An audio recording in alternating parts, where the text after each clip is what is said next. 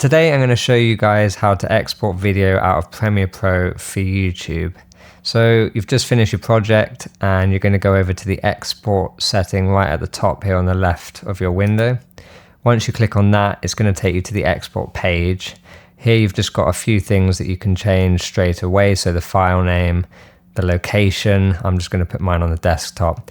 And then when you come down to preset here, this is the first thing you're going to change. So if you click the drop down menu and you scroll down here, you can go to more presets. If you type in YouTube, it comes up with the YouTube preset. So I'm going to use the 1080p version. You can use 4K if you're working in 4K. I just want a 1080p video. So click OK. Now you can just keep it like this, but it's not a good idea. Really, you want to tweak the video settings. So if you click the video drop down tab here. So first thing you're going to change, you can keep the frame size as it is. That's 1080p.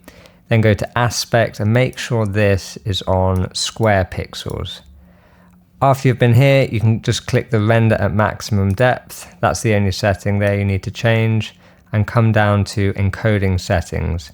These should all be fine straight away, but just make sure they're the way they should be. So performance hardware encoding, profile high, and level 4.2.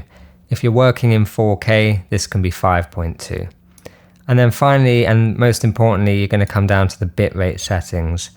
Naturally, this is going to be on a 1 pass. You need to change it to a 2 pass. So the target bitrate can stay the same at 16.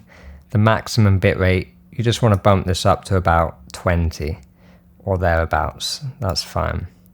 And that's it for the video settings. The audio settings, you can just keep the same as they are here, and that'll be fine for YouTube. Go over to export at the bottom right, click, and your video will be ready for YouTube. See you in the next one.